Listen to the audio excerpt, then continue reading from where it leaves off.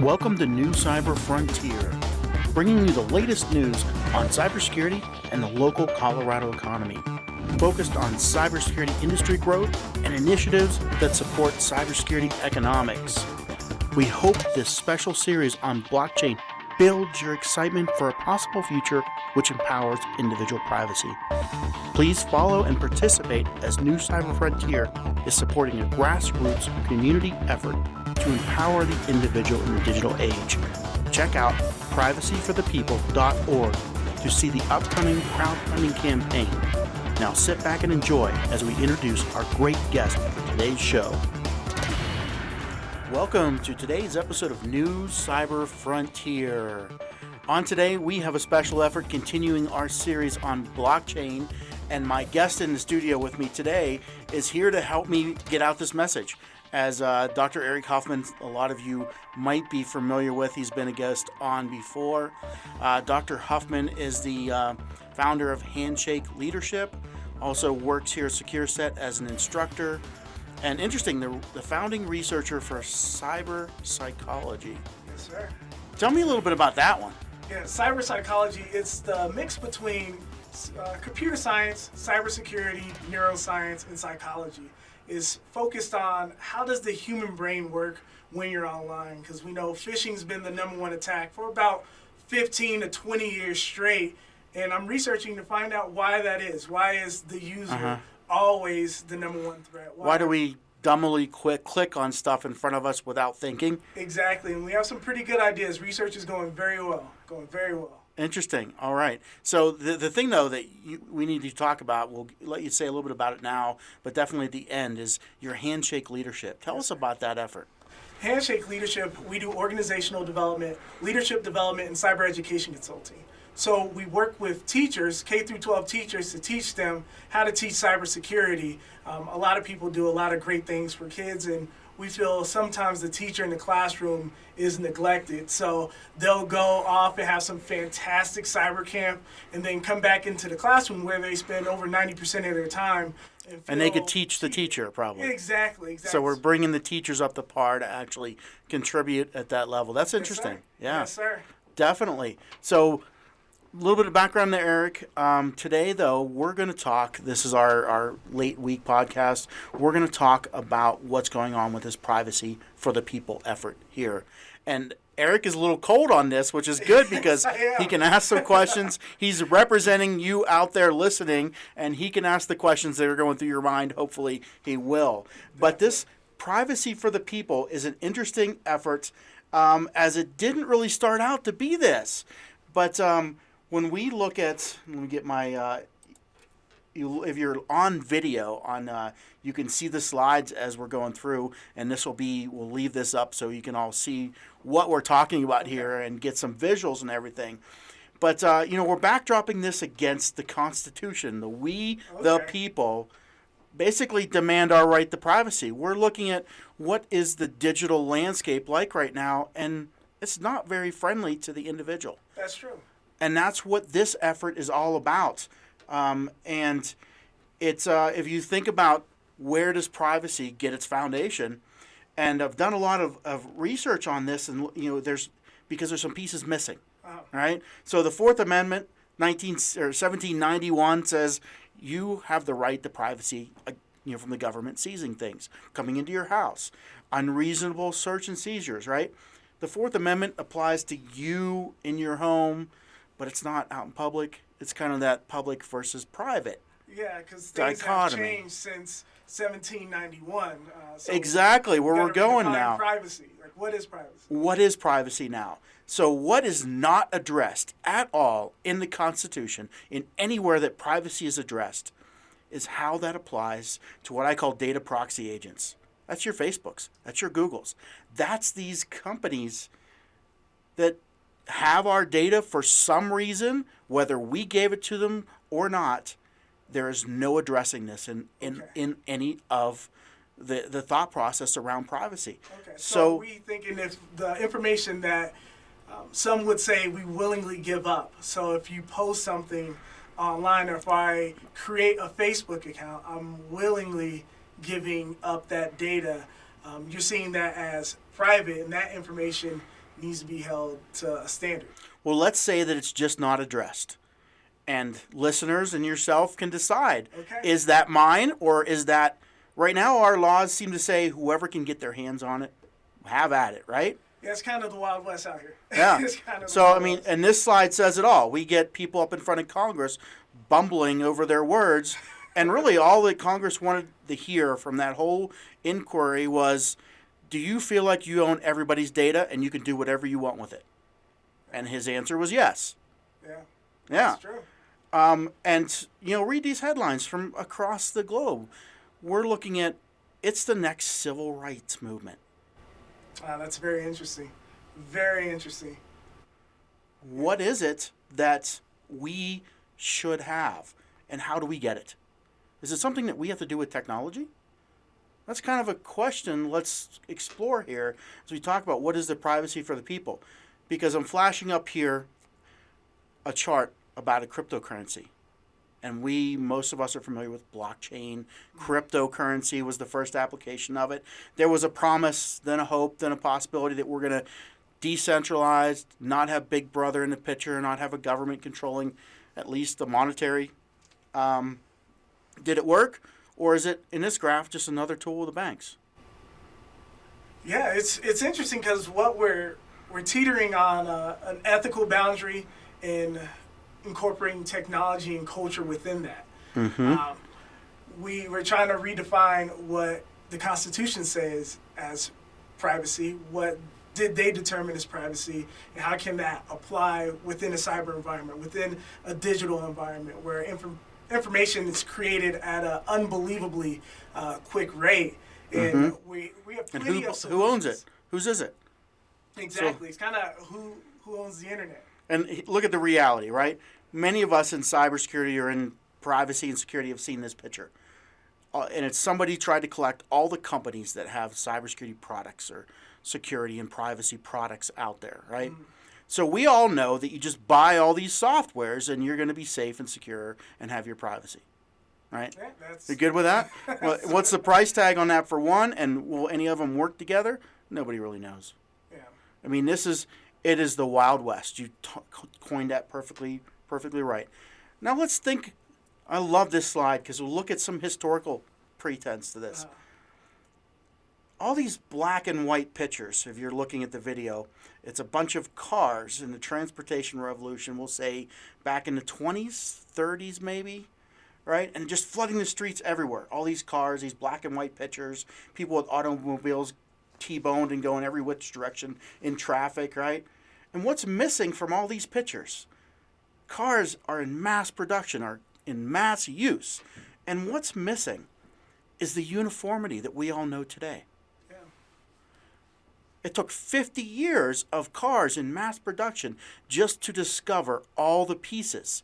The first automobile, 1886. Mass production, 1901. Ford Motor Company, 1908. And then in 1911 or 1917, it's debatable when the first lines on the roads came into being. One person watched a milk truck leak and saw, wait, that helps keep traffic separated. Another, Jane McCarroll, a nurse, painted a line on Route 99. There's some debate over whether she was just tired of people coming into the emergency room or she actually had a close call herself. But literally, she painted a line on this part in the road that was called Dead Man's Curve, where people would drag race both ways. Wow. And year after year, all kinds of people died at this curve. She painted this line, and all the deaths, nothing the next year.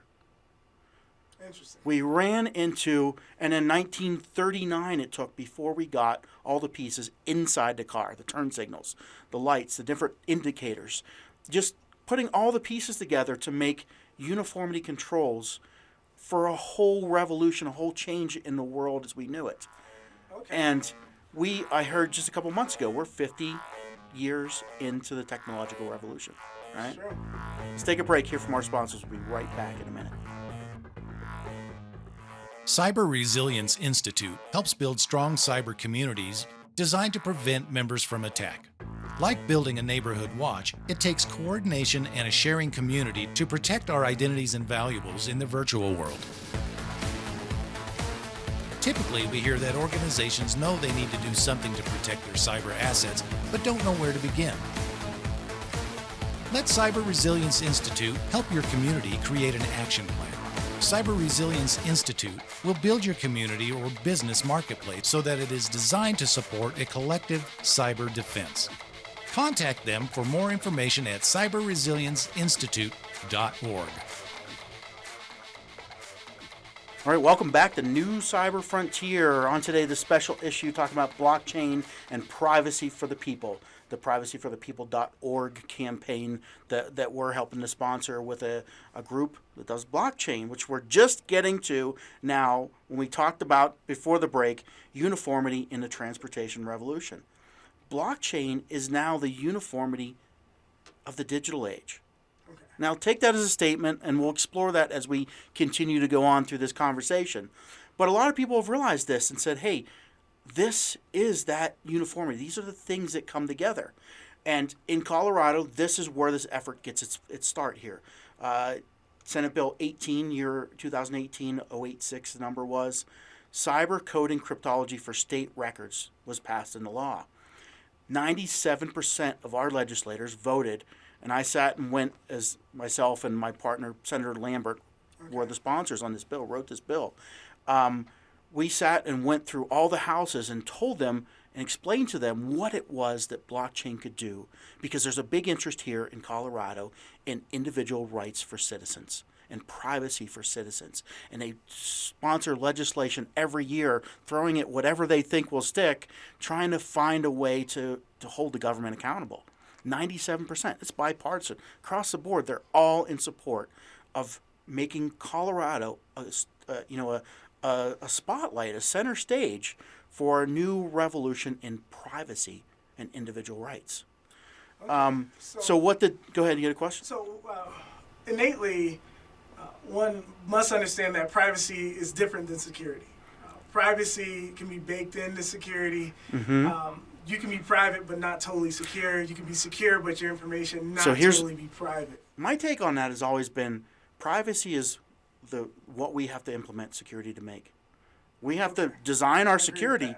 It's the guidelines, it's the policy, it's the legal requirements, it's the what people want to have, it's how they want to be respected, and then we implement security to design, to implement those rules, those controls. Okay. That's how I view privacy. Yes, and they're connected as, here's the requirements, privacy, here's the implementation, that's security. Okay, I like that. Like that? Could totally agree with that. That's fantastic. Yeah. Apologize for interrupting. No, don't. This is a conversation. So this bill in Colorado, and I know you're familiar with too as well, Eric, requires review of state programs to look for the cost benefit of how money could be saved, how rights and privacy could be addressed by putting blockchain distributed ledger into state programs. And so far, they've identified 34 of them. I mean, this could be huge. We roll out one, then another, and it keeps going. But that use cyber risks and losses from mismanagement to offset the cost. So even put in this bill a model of how to pay for it. You know, looking at, hey, here's the risk, here's what we're paying every year, here's the unknowns, what's that costing us? And this is coming from the government level. This is a bill. Expectation of small to mid-sized businesses. No, it's the state saying this is required to review our programs and look for these trade-offs. Understood. And to make public and private partnerships, which is what privacy for the people is. It's the foundation and the groundwork laid by the local community here developing to meet the needs of what this state program will look like, to make this playground. And they've incorporated privacy for citizens and neutral governance, government being visible as their primary charters. So this whole effort is about what it takes to make something that we've never seen before. I always say to my groups when they come in and they're arguing over, well, is it this, is it that? And I was like, we are the music makers. We are the dreamers of dreams. Yes, you are defining this as you go. Brings a lot of smiles, and we get the realization of what the weight and the gravity of certain things that we're looking at here doing. But you look here and we have some blockchains. So we started evaluating blockchains for the state program. We looked at some very popular ones out there, we'll say the most widely used ones. Different features. Which one works best? What are we going to use? Did some Sawtooth Lake, which isn't up here, Hyperledger Fabric, Ethereum type of applications. Tried a couple of these different things because they all have different strengths. And if you're not familiar with the strengths, you want to turn over to the video, look at some of these I have on the screen here, understand them a little bit. But what was found is, early programs we had put together here at the state. Colorado State University Pueblo actually did this work, and we had a great team working on it. And they used IBM Hyperledger Fabric after evaluating several platforms to say what blockchain can scale to the size that the state needs. So they did some analysis on how many transactions would happen in a certain amount of time and evaluated like 110,000 a day. So they simulated, this is a simulation chart of, it's a ribbon table, but shows all the hits on the bottom from all the distributed endpoints we did, and then the total at the top. And we found that there wasn't good solid results for scaling from any of the platforms. So this is kind of the precursor to what this platform for blockchain development community now is. Where did I go?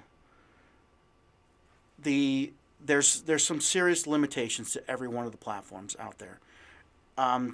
We'll say early stages technology, major design limitations. Just it couldn't work to scaling to this needs for even one small state program.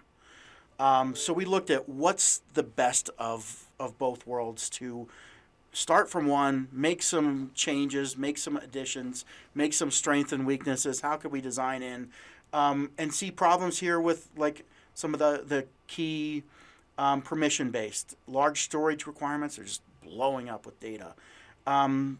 The control structure being the permission structure has to be kept by one company. So it works good for a Walmart, but not for Walmart, Sears, Target, and everybody sharing something across industries. So you needed something more versatile. Yeah, and then privacy and auditing support was an issue.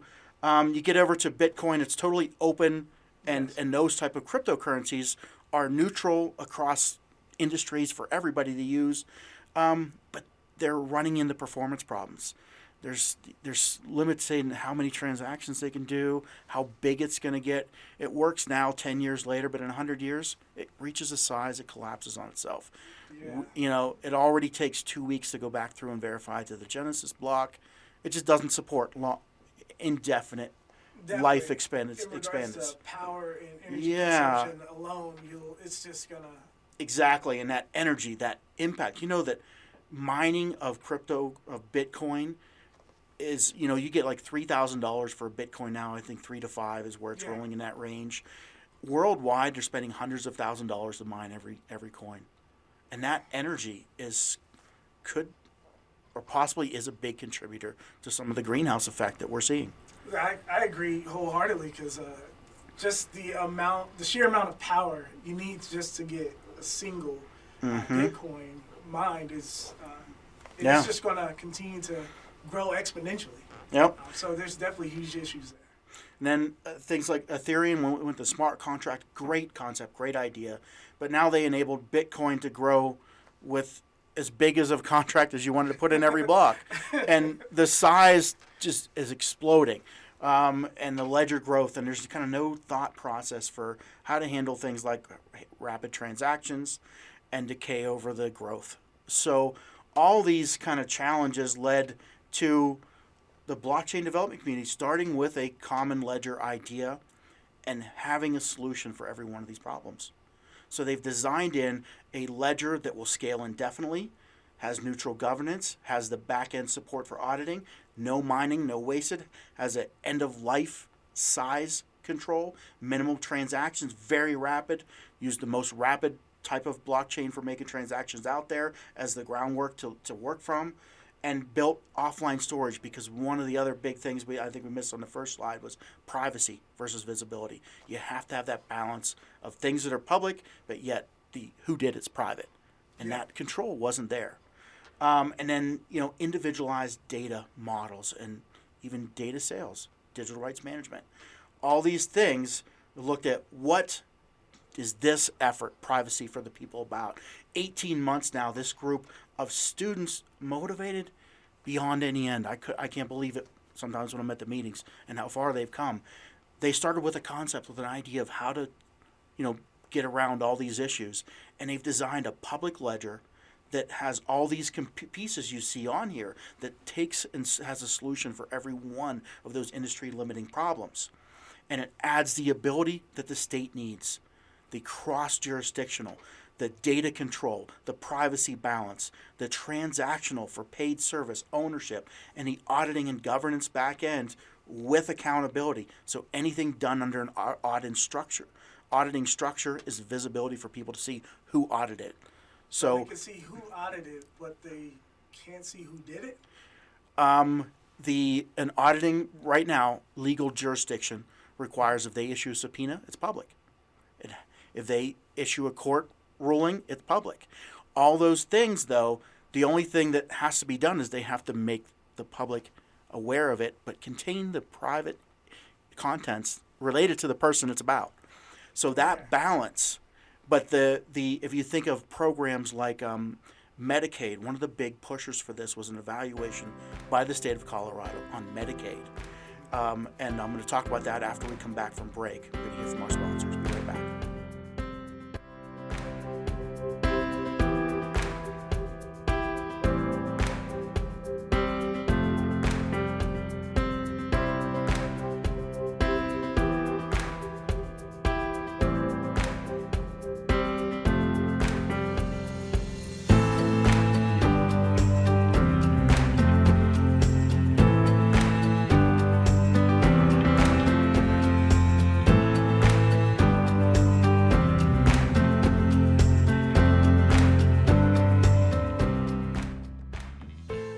Murray Security Services are your cybersecurity experts with decades of experience providing professional training services for our clients in various industries. We offer professional training and certification in areas of cybersecurity, safety, health, and environmental services at our academy. Our in-person and online training provides a collaborative environment where students can interact directly with instructors through live chats or in private classrooms. Visit murraysecurityservices.com for more information. All right, welcome back. The new cyber frontier. I'm on here kind of leaving Dr. Huffman in a gasp, I think, a couple times, because he is new to this. And I brought him in because I wanted somebody to ask questions that you might think of as I'm talking about this out there on the internet or wherever you're listening to the show. But we were going over the blockchain development community that started based on the legislation here in Colorado, now has a contract with the state to implement a neutral governance structure. Think of like Internet is to the internet and DNS names and everything. How can we implement an organization that is based on neutrality, that oversees how a distributed ledger that supports privacy for individuals could work? And I think, when we left here, we were talking about the governance process, and basically, governance is, think of it as the big brother knocking on the back door. Yeah. The government saying, we want a back door to everybody's iPhone because this keeps the private content of their iPhone, and we want to knock on the back door. We say, we absolutely have the way for you to issue a subpoena that comes in and releases that information. But that subpoena issue and that release is public because it has to be for our rights. That's public in regards to the data. For the people to know, not the data that was released, but for the people to know that the government is knocking on the back door. Okay, I totally understand that. Yeah. Totally understand that. That was good to ask that question, because it's not about their information being released. It's about the fact that somebody's watching them or looking at them or subpoenaing their information. It's kind of like the policeman that's sitting there with the computer that can search anybody's license plate. Is it a violation of somebody's privacy if he searches for somebody that he thinks attractive that drove by and gets their license plate number, finds their address? Yeah, totally. Those type of operations, even though they're governance and audit and jurisdictional, would be logged so the person knows who's coming, who's looking for my private information. That's great, because it's the same in HIPAA. So if you're working at a pharmacy, you just can't look up a famous actor or actress to see Exactly. what medications they're being prescribed. Exactly. Yeah, and you basically, in a database structure, there's no way to hold anybody accountable to that. If they have access, they have access. But with a governed blockchain, we can say, we're going to log that these people went after the data. And adding two things on the top here that you won't see in any other blockchain implementation. One, the customer data access. Now everybody owns their own data. Everybody keeps track of it. But we know where we might be able to get it. We know how to contact those people.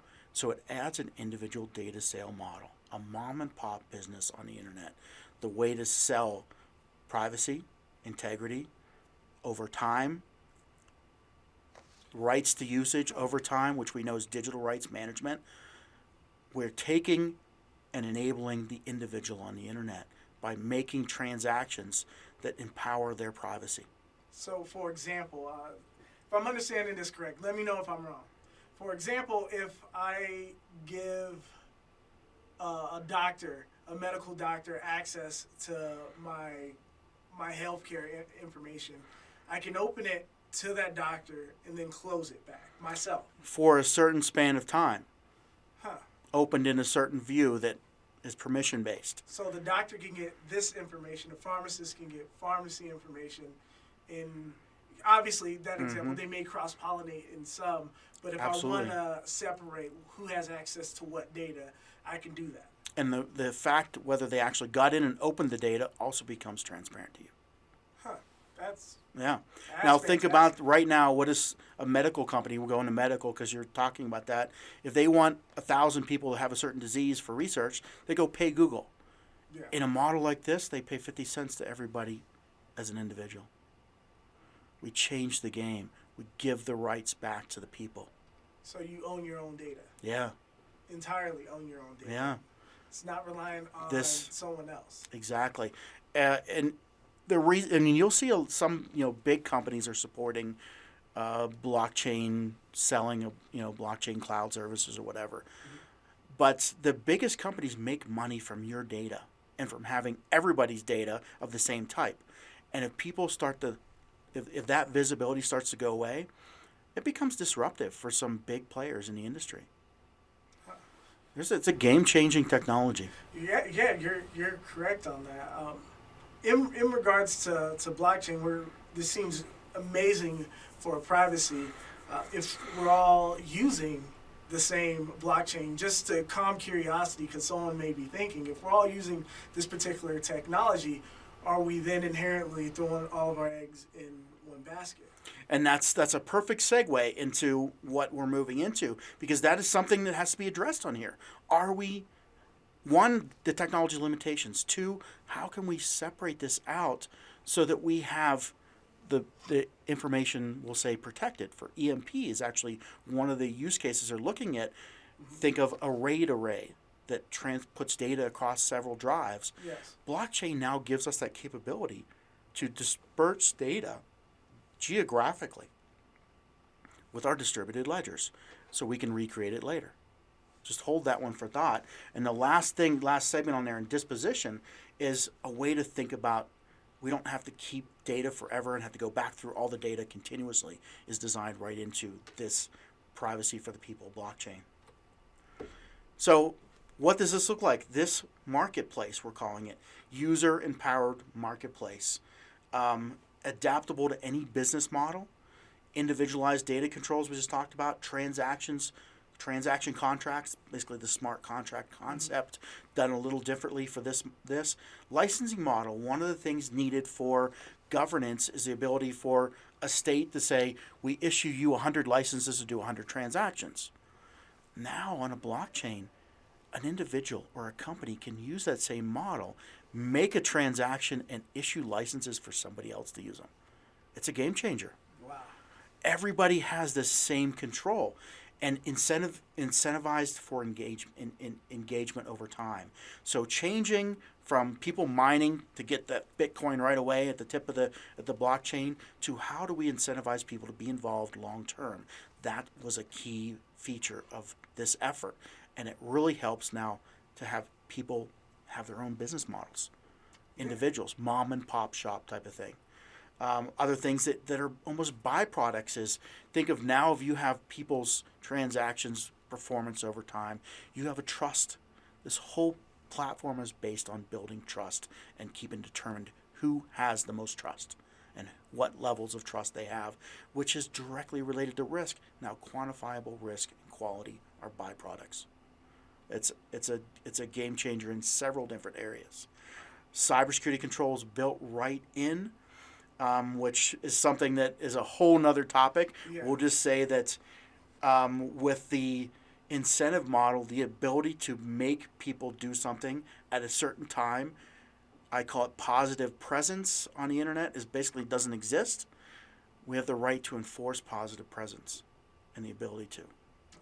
Okay, Another that's interesting, feature. because the internet was not created with cybersecurity baked in. No. Cybersecurity was not baked into the internet. We're kind of using it not really what it's designed for. What it was initially. It was initially designed to communicate, and it's Yeah. doing that. It's Yeah. doing what it was designed for. That, and then, But it needs another thought process on top of that, and that's this is kind of, we'll say this is the uniformity marketplace that starts those capabilities that roll out on top of this over time. Yeah, but things like, I mean, this arrangement, I like this. I don't know what you call this. Is 6 clear, but it's the 6 little bubbles. But uniformity in the middle. Accountability of how data's, like identification of who and what's done what. Earth friendly, getting away from the mining. Data control by the owners, empowering mom and pop, and reliability over time. This marketplace brings those capabilities, and this is why everybody that is, if you think, what is my privacy worth to me, you should be getting onto this effort and donating to it and getting involved and getting on the marketplace as early as you can. Yeah, it sounds fantastic. If seems, one may think that as a lot of individuals are trying to gravitate away from technology, much like the smart locks, so many people will not get a smart lock because they want to get away from technology in that regard. This seems to be putting more emphasis in a different type of technology. Where everything is going to be utilizing this blockchain in some of the most information we deem the most private, like your healthcare information and your business. As a small business owner myself, like your business information, particularly utilizing this blockchain. What would you say for those that, as we try to move away from technology, some people are trying to move away from technology. Like, I'll never get cameras in my house because I don't want people just peeping in on me. People put the slider in front of their camera, their webcam, because they don't want people watching them. This seems to be more inviting towards a new type of technology. I would say there's nothing new here. I mean, even blockchain that started in 2009 with the Satoshi Nakamoto paper. Yes, sir. I was working on what they called trust chaining. Same thing, same concept. For years before that, it just took a new name and it was related to money.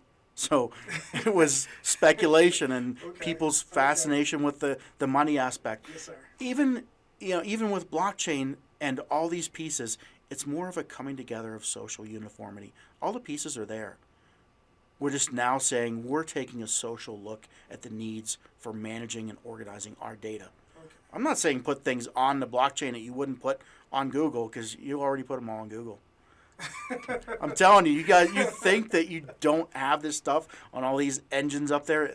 They got you. Yeah, that's unfortunately, some would say privacy's gone. At this point, privacy. That was one of the headlines from the New York Times. Yeah. Privacy ended in like 1971. Yeah, because you can Google everyone. Everyone you can Google. If you dig hard enough, you'll find yourself, or you'll find whomever you're looking for. The information's out there.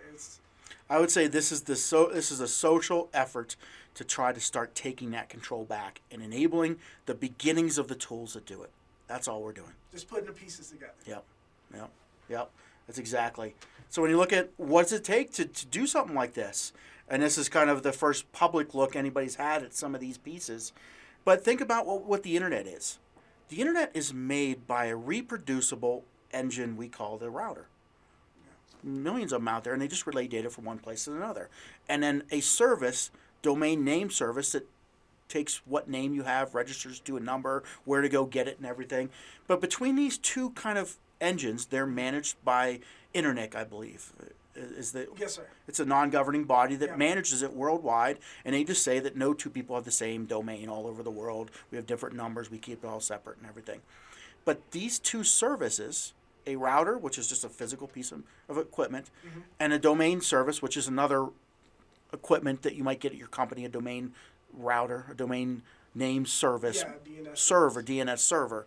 But the whole internet's enabled by this modular, very simple, small components. The blockchain development community looked at the blockchain the same way. They said, we need a distributed ledger, a peer ledger, and a governance server. And make them both modular, and we can expand it just like DNS and the router. And it's coming out. We're getting ready to demo the first versions of this and then roll it out and scale it. That's what Privacy for the People is looking for the crowdsource funding, the greater community to come in and say, yes, we're going to help roll this out, and we're going to be early adopters and ground floor people with it, with this technology. And keeping it open and nonpartisan, and where you own your data as a person. How, if that information is needed, and it seems like it's auditable with jurisdiction, so if the police or the government needs to access that information, they could access that information, but that information gets logged. And that information gets logged and notified to the user, correct? To the person. It's available for a public record. Okay. I mean, it's like that with the courts right now, except for nobody has access to it. You have to walk down to the building and do a search and print out something on paper. It's a mess if you ever try to do it. But that's by law, they have to make this all public anyway. So it's public and it's accessible quicker. It would be accessible in the way that we all use the world today. It's just taking things we do in the physical world and making a virtual method of enabling all those same things. Okay. Nothing, like I said, this is nothing new. I like This it. is your psychology, cyber psychology, bringing what people require and the needs through a little bit of technology to their fingertips. Yeah, it seems most individuals, they want the convenience. We constantly, as cyber professionals, they balance convenience and security. If it's not convenient, can you make it secure enough? If it's too secure, is it Secure enough is always Yeah. the thing out there, right? Yeah, so that's Yeah. that's the current battle that most cyber professionals, I would argue, every cyber professional is facing. The handcuff you have is that your organization needs to make money. For example, Amazon. They're huge online presence, and so with the online presence, that's how they make money. Everything's secure if you just take it offline. If you unplug everything, it's secure. Their handcuff is the fact that you buy everything online. And once it's online, it's going to the cesspool of the internet. Why did we make this progression to Amazon? Because we don't trust small players on the internet. It's true. If you find the most awesome pair of shoes on the internet, and it's a site that's in Japan, the best you can tell, right? They say, send me $1,000, I'll send you the shoes. Do you send them $1,000? No. No. They say, and you tell them, send me the shoes, I'll send you $1,000. Did they send you the shoes? No. No. Because it's the trust, that middle piece that we put together that says a neutral party can trust, which is what blockchain and cryptocurrency was built on. It doesn't have to have a government in there. It doesn't have to have an agency. It can just be peer-to-peer trust-based. So spanning on that same thought process, you look at now transactions, smart contracts, if you were to say. Anything that we do online that requires proof of two people participating, proof of location, proof of time, proof of who's related to who, proof of a machine, an identity, a human identity, all these things that we can connect together are all transactions, just like they proposed with Bitcoin in that neutral-based ledger. So you foresee banking, medical records, legal records, all coming together using this? Yes, absolutely, in an expandable method. And one of the big pieces that was looked at for this is the neutral governance aspect. This group now is under contract with the state of Colorado to make this neutral governance possible. And here's some of the things that are being considered. Public versus private. Where does the slider go, and how do you enable it with technology for them to say this set of data is public, this set's private, this has to verify the transactions, and where's that go and where's that kept? Is the user going to decide that, or is that going to be decided for them? That's the next one. Onboard versus user data on system. So now what goes publicly on the chain versus is stored locally under the user's control that is now verifiable on the public chain without, we can put a hash on the chain and verifies data, and that data doesn't have to be up there.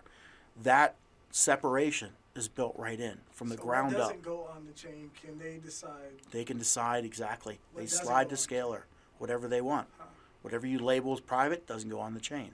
So they can really lock down everything. if Yep, really and they can want. set what one of the requirements is by law, by legislative, they're going to have to move the slider and say what pieces have to be public and what has to be private. So we just have to enable it with technology for them to make that decision later.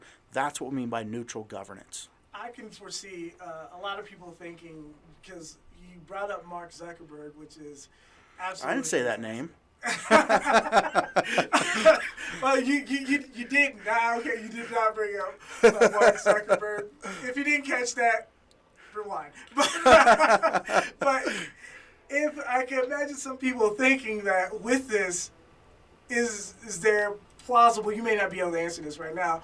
If there's a user agreement and then someone has to click I agree and then click next. We know that user agreement is essentially what happened in regards to that particular court case and what happened with Apple in their particular court case. Well, if you agree, then that information is accessible. Granted, it's locked down, but if it never goes up there, and by technology, only the parts that say what I have goes up there that I want to be public, and the rest is you get from me directly, it changes the game. So no built-in backdoor. No. So I said that any government, any backdoor inquiries is logged as to, yes, we can issue a subpoena that a government has access to something, but it's not going to be backdoor, closed loop. Oh, awesome. Yeah. Awesome. Because that user agreement is what does everyone in. Mm-hmm. And you know what? Because we're not under any government.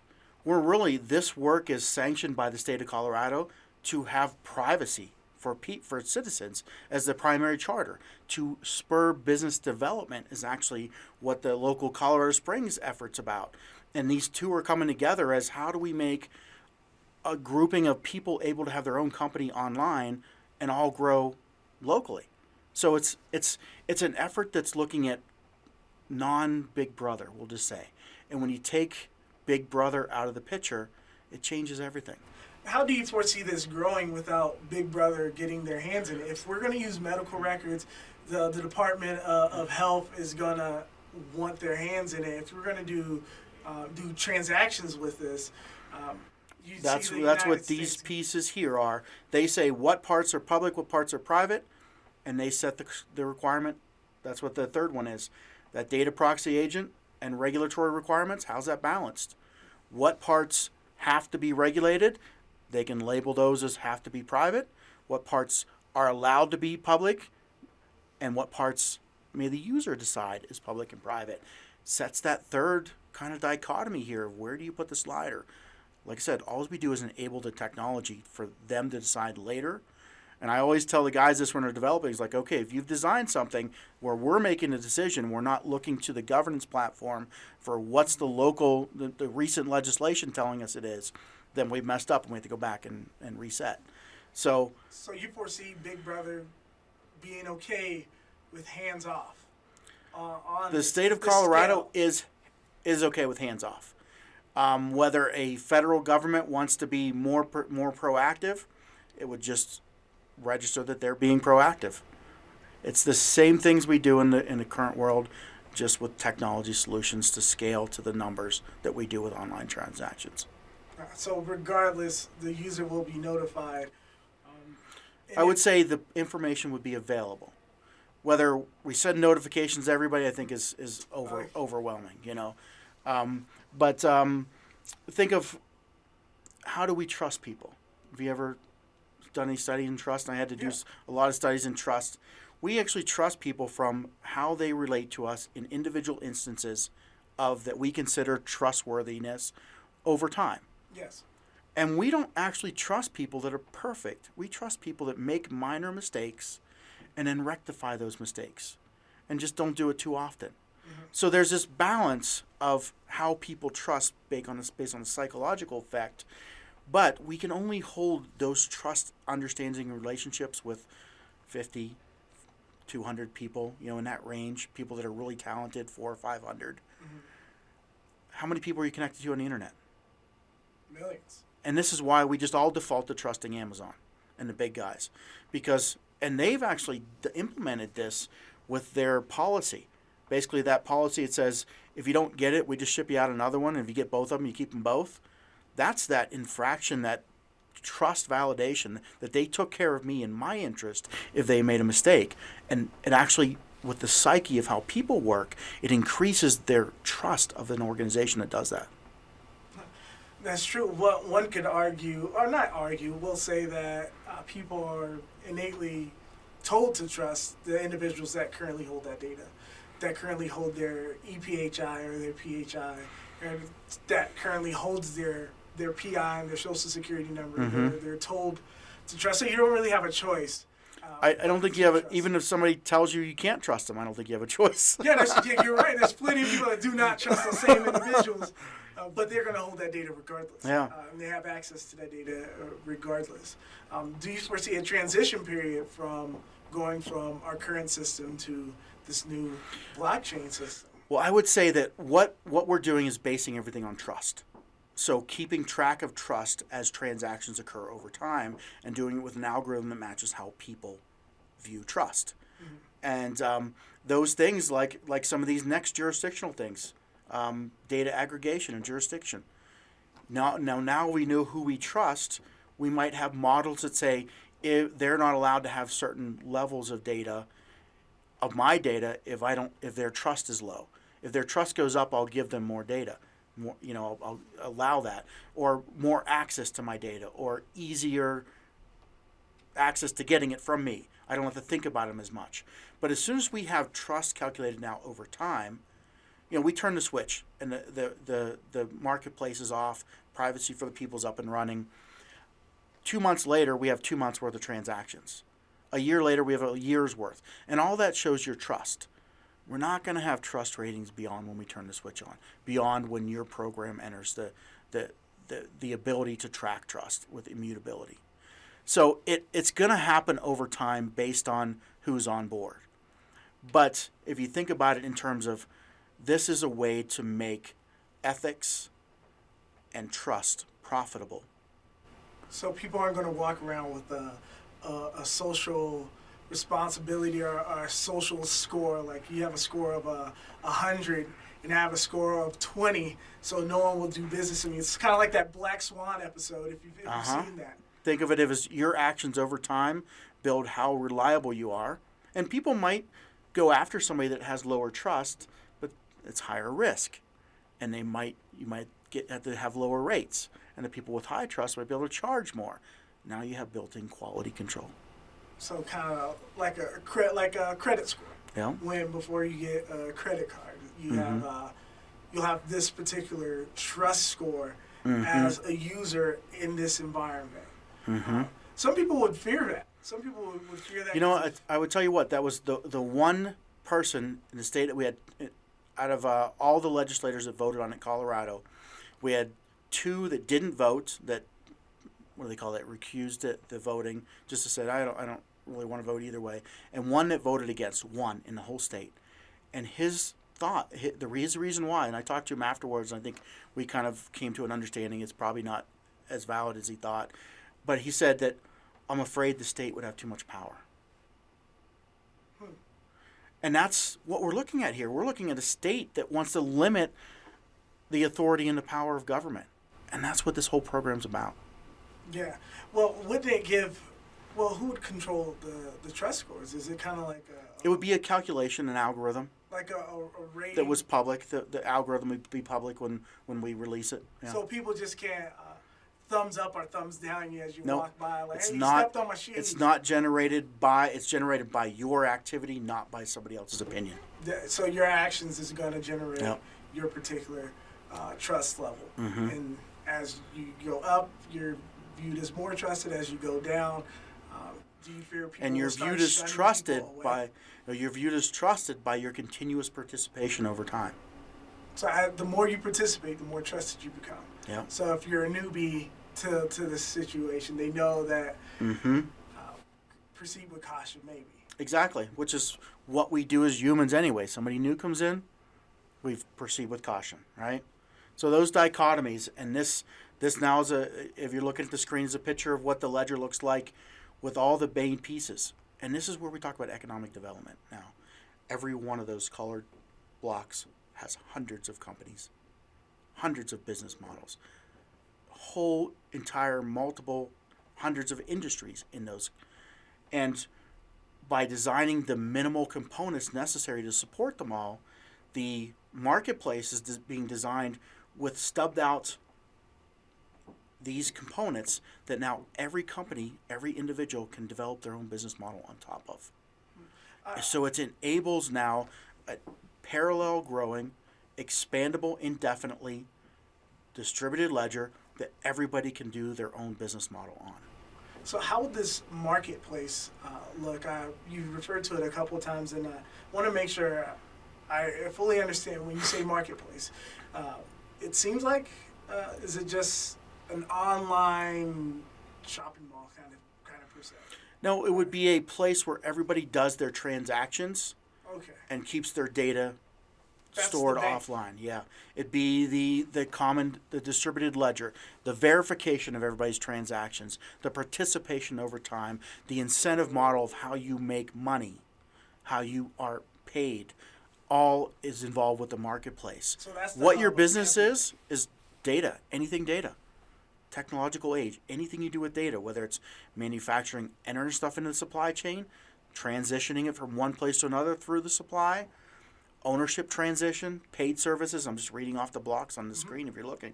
Status updates, data purchases or data digital rights management, whether it's auditing or oversight, judicial or even law enforcement, or it's on the far right we see just the analytics and risk. What happens when this now engine of being able to trust people in the millions of people like you do, the 30 people you can trust that you know, is available? It changes the game.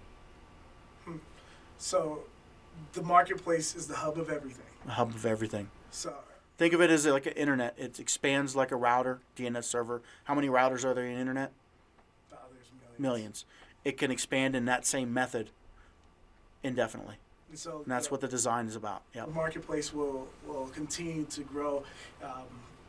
Just a calm curiosity, is that marketplace hosted anywhere, or do we all participate as the You marketplace? would buy your own systems that store data that would be doing either physical machines or cloud. So it's kind of, for example, you're just buying a server like you would in AWS. a Yeah, spot so let's hosted. think about it. There, if anybody knows models where you have people store memory on your computer and store it across 100 people's machines that have spare hard drives, it's a marketplace that expands like that. Huh. Interesting. Very, very, very interesting. That marketplace is expandable. Seems like it can do absolutely everything in security. Well, it's a base model for everybody to link to. You got to build your business model on top of it. You got to take a supply chain module and build your transaction contract on top of it.